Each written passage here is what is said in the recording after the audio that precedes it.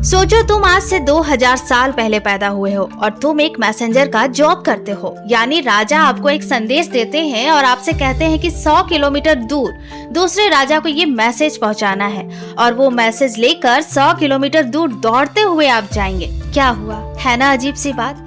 पर ये अजीब सी बात नहीं बल्कि 100% सही हिस्टोरिकल घटना है जो हो चुकी है। Hello friends, welcome to India G के चैनल। आज भले ही किसी को मैसेज भेजने के लिए हमारे पास व्हाट्सएप है, टेलीग्राम, ईमेल जैसे कई मीडियम मौजूद है, लेकिन हजारों साल पहले ना तो फोन था ना इंटरनेट, तो कहीं दूर संदेश भेजने के लिए बहुत लिमिटेड तरीके मौजूद हुआ करते थे।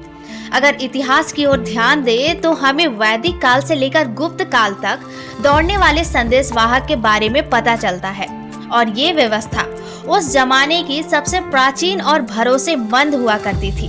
संदेश वाहक ट्रेड रनर हुआ करते थे जो राजाओं के संदेश दूसरे राजाओं को और सेनापति को पहुंचाया करते थे। गुप्त साम्राज्य और मौर्य साम्राज्य में ये प्रथा बहुत ट्रेंडिंग में था। चंद्रगुप्त मौर्य के समय में पूरे भारत में एक ऑर्गेनाइज्ड पोस्टल सिस्टम था जिसमें ह्यूमन रनर काफी महत्वपूर्ण साबित हुआ करते थे।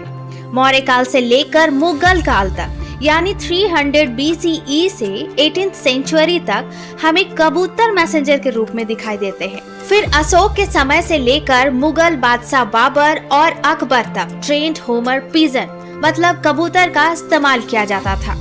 ये एक खास तरह के ट्रेंड कबूतर हुआ करते थे जो किसी भी दूरी से अपने घर वापस लौटने की शक्तिशाली क्षमता रखते थे, मतलब स्ट्रॉन्ग होमिंग इंस्टिंक्ट रखते थे। युद्ध के समय में इनका प्रयोग काफी इम्पोर्टेंट माना जाता था। मौर्य काल में हमें गुप्त लिपि और सीक्रेट कोड को भी देखने को मिलता है।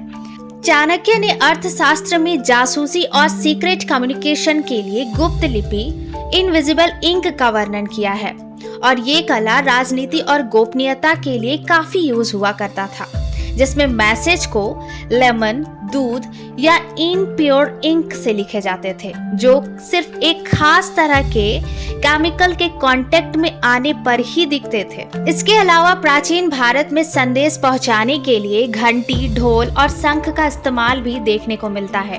प्राचीन भारत में पोस्टल सिस्टम सिर्फ एक कम्युनिकेशन टेक्निक नहीं था बल्कि ये तो एक सांस्कृतिक और राजनीतिक बैकबोन हुआ करता था।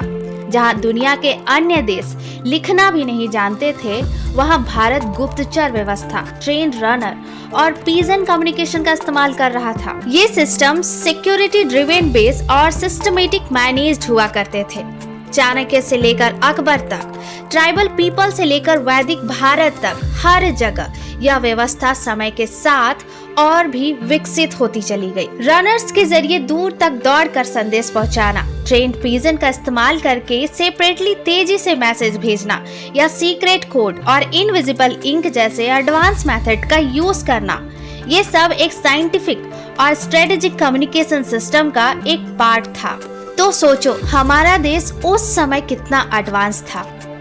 दोस्तों, आज की वीडियो आपको कैसी लगी? तो ऐसे ही हिस्टोरिकल फैक्ट नॉलेज को जानने के लिए हमारे चैनल को जरूर से जरूर सब्सक्राइब करें।